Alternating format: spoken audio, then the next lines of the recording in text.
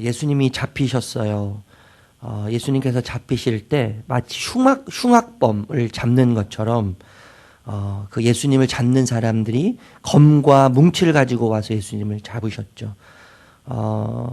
예수님은 이날을 위해서 사실 오셨잖아요. 잡히시고 그리고 죽으시고 이 고통의 시간을 위해서 예수님이 오셨지만 예수님은 사실 굉장히 회피하고 싶으셨을 것 같아요. 예, 그 시간과 그 자리를 회피하고 싶으셨던 예수님. 그래서 그런 기도도 예수님이 하셨잖아요. 여러분 대제사장들과 공회가 이제 예수님을 심판하는데 이 공회는 대제사장들뿐만 아니라 바리새인 또 사두개인 그리고 서기관과 장로들로 구성되어 있는 이제 모임이죠. 이스라엘의 이제 대표예요, 대표. 그들이 함께 모여서 이제 예수님을 심판하고 예수님을 죽이기 위해서 이제 증거를 찾는데 아무리 찾으려고 해도 증거는 나타나지 않는 거예요. 거짓 증인들을 세워도 서로 말이 맞지 않는 거예요. 예. 그런데 이제 그런 와중에서 예수님을 죽이려고 하고 또 어떻게 하면 예수님을 죽일까 여러 방법들을 이제 이 지도자라고 하는 대제사장들과 이 공회에 모인 사람들이 이 단서를 계속 찾고 있는 이런 그 이야기가 진행되고 있는데 어떤 말에도 예수님은 반응하지 않으세요. 대답하지 않으세요. 그들이 뭐라고 자신에 대해서 음모를 이야기하고 또 뭐라고 비난을 하든 예수님은 어떤 반응도 하시지 않으시죠. 왜냐하면 거기에 모여있는 사람들은 예수님으로부터 들으려고 하는 자들이 아니기 때문이죠. 거기에 모여있는 자들은 예수님을 죽이려고 하는 자들이기 때문에 예수님은 어떤 말씀도 하지 않으세요. 그런데 마지막에 이런 말씀을 남기시죠. 우리가 어제 봤지만 네가 진짜 하나님의 아들이냐? 네가 3일 만에 성전을 무너뜨리고 난 이후에 3일 만에 이 성전을 다시 일으킬 것이라고 얘기한 자냐? 이 이야기는 예수님께서 자신의 몸을 상징적으로 표현하신 거잖아요. 그런데 이제 그 이야기를 들은 사람들은 이해하지 못하는 거죠. 예루살렘 성전이라고 생각하고 그 예루살렘 성전이 무너지고 3일 만에 다시 질 거라고 착각하는 거예요. 그때 예수님께서 마지막 이 말씀을 남기세요.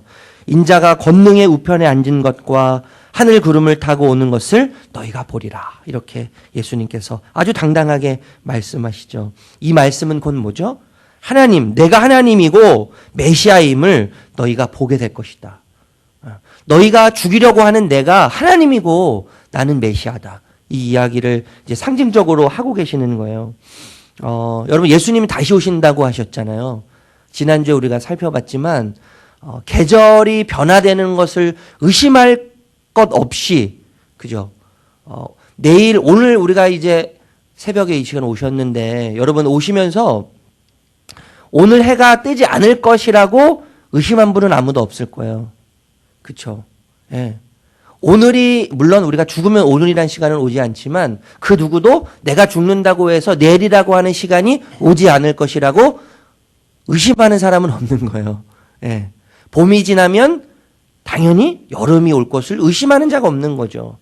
여름이 지나면 가을이 오고 가을이 지나면 겨울이 오고 또 겨울이 지나면 봄이 오고 그 당연한 자연의 이치인 것처럼 예수님께서는 무화과나무의 비유를 통해서 내가 반드시 올 것이다라고 이야기하셨잖아요. 그리고 의심할 것이 없다라고 하면서 계절의 비유를 예수님께서 드셨어요.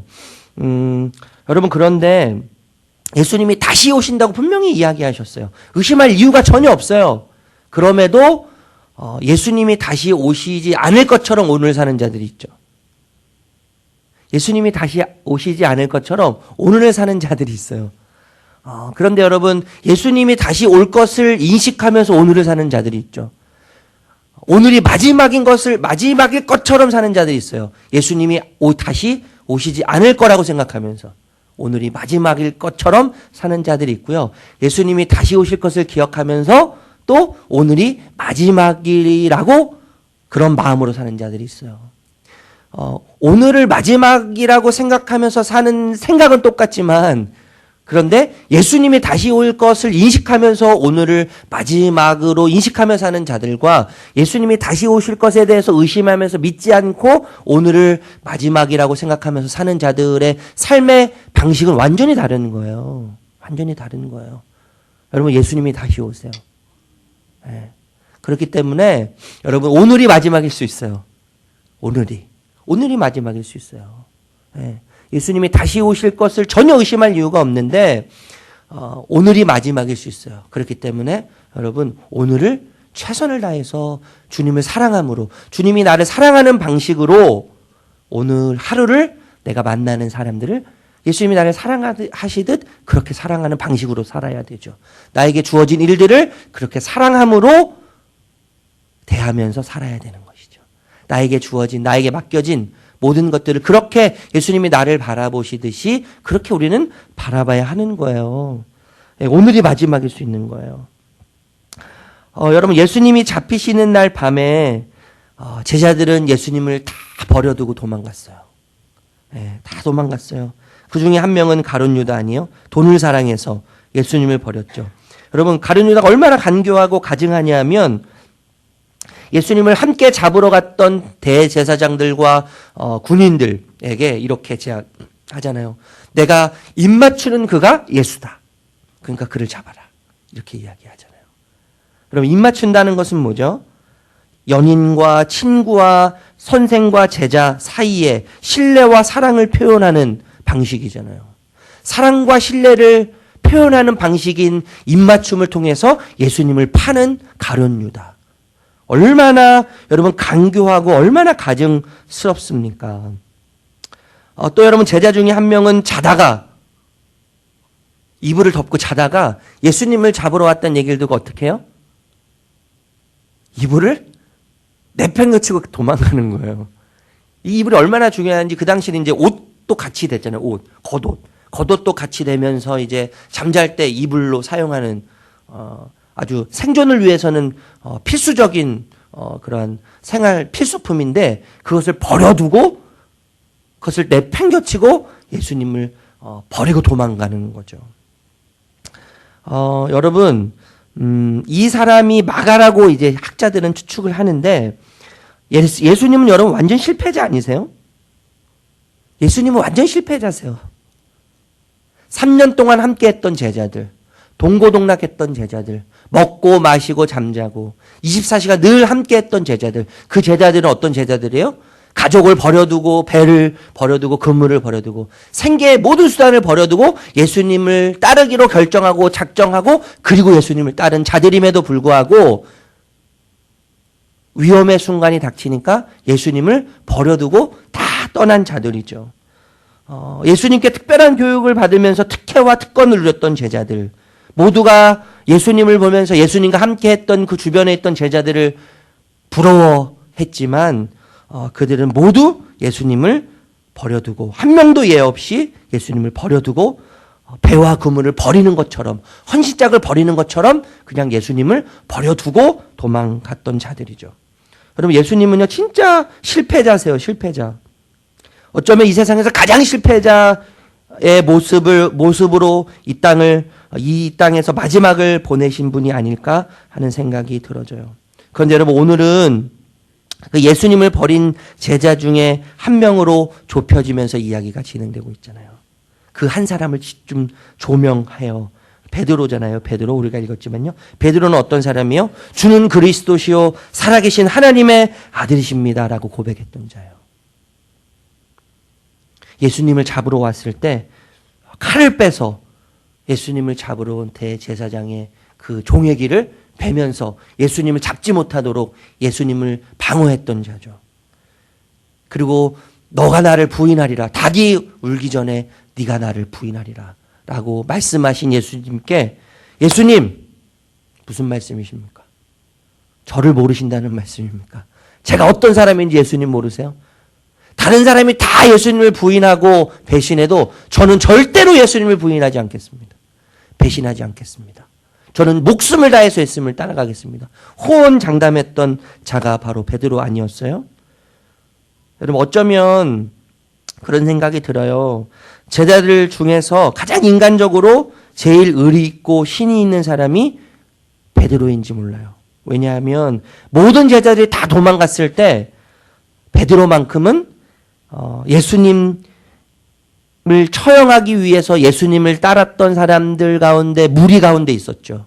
그리고 예수님께서 어떠한 처형을 당하실지 예수님 옆에서 예수님을 지켜보던 사람이죠. 예.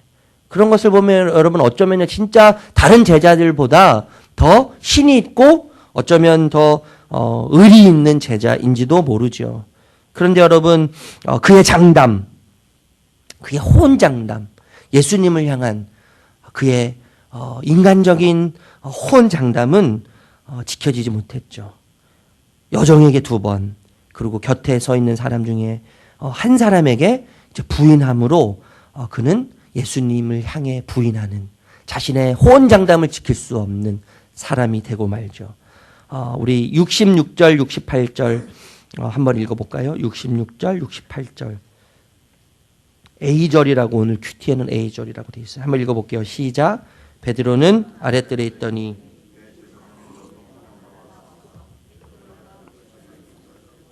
주목하여 이르되 너도 나사렛 예수와 함께 있었도다 하거늘 베드로가 부인하여 이르되 나는 내가 말하는 것이 무엇인지 알지 못하고 깨닫지도 못하겠노라 하매. 네, 여기까지 읽을게요. 그냥 여종이에요. 여종. 남종도 아닌 여종이죠. 여자. 여러분 당시 여러분 잘 아시겠지만 여자 아이, 그것도 아이거든요. 다른 곳에 보면 이제 아이라고 표현하는데 정말 아무것도 아닌 존재죠, 사실. 그렇지만 그 여종, 아이와 같은 여종의 이야기를 듣고 너도 나사렛 예수와 함께 있지 않았냐? 내가 보니까 너는 나사렛 예수와 한패야라고 이야기했던 그 이야기를 듣고 베드로가 단순히 무시하죠. 처음엔요. 너가 하는 말을 내가 이해하지 못하겠어. 처음에 아주 단순히 부인해요. 그래서 2번째 또 이야기하죠. 내가 보니까 너는 예수와 한패가 분명해. 이렇게 이야기하는데 베드로의 반응은 뭐예요? 그 내가 무리에 속해 있었다는 그 무리 자체를 어떻게 해요? 부인하죠. 처음에는 단순히 너가 하는 말이 무엇인지 내가 알지 못한다고 이야기하는데 2번째는 예수님과 함께 따랐던 그 단체, 그 공동체를 부인함으로 예수를 부인하는 거죠. 여러분 3번째 이제 마가는 조금 후라는 표현을 쓰지만 누가는요 1시간 후라는 표현을 써요. 1시간 후. 1시간 후에 2번째 예수님을 부인하고 난 이후 1시간 후, 정확한 표현으로는 이제 1시간 후인데 불을 쬐면서 사람들과 대화를 나눴겠죠. 사람들과 대화를 나누는 그 사이에 우리나라에도 이 사투리가 있잖아요, 여러분.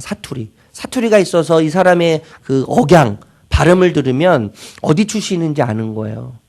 네. 그 당시도 마찬가지예요. 이 갈릴리 지방의 억양이 약간 다르다고 해요. 네. 학자들은 약간 다르기 때문에 같은 이스라엘 사람들이라고 해도 말하는 것을 들으면 이 사람이 어디 출신인지 안다는 거죠. 한참 1시간 정도 이야기를 나누다 보니까 이 베드로의 억양을 들어보니 이 사람은 분명히 뭐예요? 갈릴리의 억양과 사투리를 쓰고 있는 거죠. 그래서 사람들과 함께 이야기를 나누다가 곁에 있는 사람 중에 한 사람이 이야기하는 거예요. 이 사람은 진짜 갈릴리에서 왔는데 저 예수와 같은 집단의 사람이다. 이렇게 이야기하는 것이죠. 그때 베드로의 반응이 뭐예요? 이제는 단순히 예수님을 무시하고 그 여종의 말을 무시하는 차원을 넘어서 집단 자체, 예수의 공동체를 부인하는 차원을 넘어서 어떻게 해요? 저주하죠. 저주하고 맹세까지 하면서 예수를 부인해요. 나는 이 사람을 알지 못한다. 나는 이 사람을 알지 못한다. 이렇게 이야기하죠. 여러분 그렇게 예수님을 3번 부인하는 그때 닭이 2번 울어요. 닭이 울 때 닭이 울기 전에 2번 울기 전에 내가 나를 3번 부인하리라고 하는 예수님의 말씀이 떠올랐어요. 베드로에게. 그리고 베드로는 하염없이 흐느껴 울게 되고 그리고 끊임없이 울게 돼요. 여러분, 이 사건은요, 참 읽는 우리도 괴롭고 슬프죠. 비통해요. 안타까워요. 그런데 여러분, 베드로 당사자에게는 얼마나 괴롭고 슬픈 사건이었겠습니까? 그에게 평생 가장 처절하고 힘든 시간이었을 것 같아요. 결코 잊을 수 없는 배신의 이야기. 그렇게 호언장담했던 그가 이 사건을 통해서 평생 잊을 수 없는 중요한 교훈을 얻게 되었을 거라고 생각이 들어요. 자신은 연약한 자라는 거야. 나는 연약한 자구나. 인간의 자기 확신과 장담은 믿을 수 없구나. 우리의 이야기 아니에요, 사실. 우리의 이야기예요. 인간은 연약해요. 우리 모두는 연약해요. 우리가 고백했던 수많은 하나님 앞에서 했던 그 고백, 자기 확신과 장담은 믿을 수 없는 거예요. 여러분, 우리가 하나님을 향한 우리의 믿음의 고백이 우리를 견고히 만드는 것이 아니죠. 하나님을 향한 우리의 사랑의 고백이 우리의 믿음을 더 강건케 하는 게 아니에요. 하나님을 향한 우리의 고백이 우리를 강건케 하거나 우리를 든든히 지켜주는 것이 아니라 완전히 반대죠. 변함없는 주님의 은혜가 우리를 견고히 만드는 거예요. 오늘도 변함없이 우리를 붙잡고 계신, 나를 잘 아시는 주님. 여러분, 예수님이 베드로가 부인할 걸 모르셨겠어요? 가룟 유다가 예수님을 팔 것을 모르셨겠어요? 그러나 그 예수님은